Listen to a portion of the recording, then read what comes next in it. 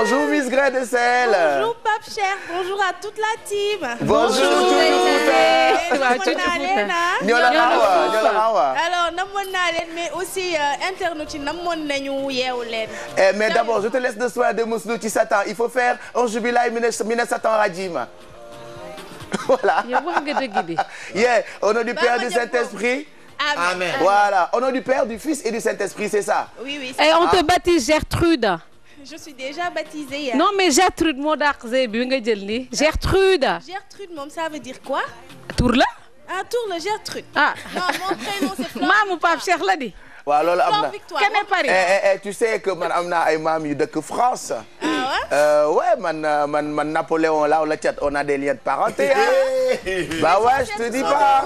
Moi je viens de Bordeaux. Ouais, lumière ba dem na dégg. Moi je viens de Bordeaux. Demande à Fatim, je suis amateur de tout ce qu'on fabrique à Bordeaux ou de tout ce qui est originaire de Bordeaux. Voilà, Bordeaux, n'est-ce pas? Bordeaux, hein? Bordeaux. Alors Pape Cheikh. Oui, Zézé. Pape Cheikh nag doo ma bàyyi tuuti ma wax ngir yàlla. waaw waxal waaw d'accord may naa la nga wax waaw nuyool. Instant bi nag nuyoo bi dama koy kii noonu rek parce qu'on a perdu pas mal de temps. Et puis que internautes yi depuis boobu ñu ngi envoyé des messages. Magnifique. Et puis juste quelques messages. Mouhamadou Moustapha Fall nee na enfin lundi que ce fut long. Djibignon, je vous attends depuis pour avoir la pêche avant de sortir. Je salue tout le monde sur le plateau. Oui. Fanta Dieng ne namoon naa leen waaye wu leen. Je vous souhaite de passer un bon début de semaine et félicitations à Pape Cheikh et DJ Boops, machallah. Merci. Il y a aussi Mina Loum, bonjour à l'équipe de Yeewu Leen yéen tamit manqué ngeen ñu ñun bëggatuñu week-end ndax Yeewu Leen allez Pape Cheikh Diallo en avant. Pire kooku pire ba fee dañu noppalu dimanche. Pire la moom Mina Loum c'est une personne boo xamante ne pratiquement tous les jours dañuy gis ay messages am sur la page Facebook de Yeewu Leen et elle est vraiment fan de Pape Cheikh et de Yeewu Leen. Merci. Mais nag seen plateau bi xaw na weetaan Bijou manqué na gars yi de.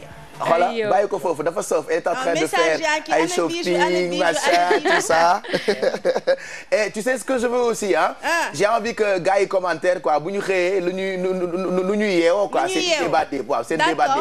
Je vais poser la question. Mais pour le moment poser la question par rapport ak li ma doon andi tey. Lan la ñu xalaat ci dépigmentation. Le mariage du point de vue juridique avec Maïmouna. Ils ont des questions. Voilà, mais on parle surtout des valeurs de sëy pour le moment sur la page Facebook de Yeewu Leen. Ils ne sont pas encore dans le bain mais xam naa Maïmouna su commencé à développer tuuti rek question yi dinañu. Voilà fekk réseau bi gën a fuddu. waaw d'accord. Voilà Facebook gën a yeewu. Ok, à tout à l'heure. À tout à l'heure. Ko dembel. Yeah boy.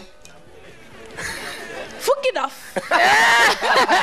Bon, gère tes fukki dof.